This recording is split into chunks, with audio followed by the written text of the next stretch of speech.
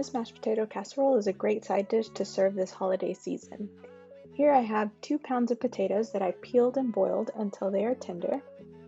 I'm going to drain the potatoes and add in 1 stick of butter, 1/3 cup milk, salt, and pepper.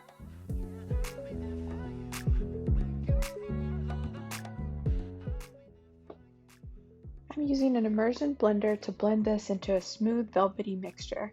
If you don't have an immersion blender, you could use a potato masher or place this in a blender as well.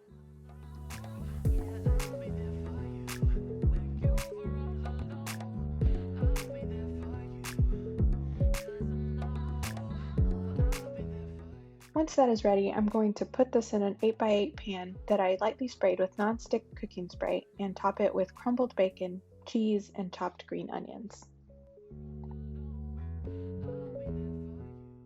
I'm going to bake this uncovered in a 350-degree oven for 10 to 15 minutes until the cheese is melted and everything is warmed through. Thank you for watching. Don't forget to subscribe, like, comment, and share below. Have a blessed day.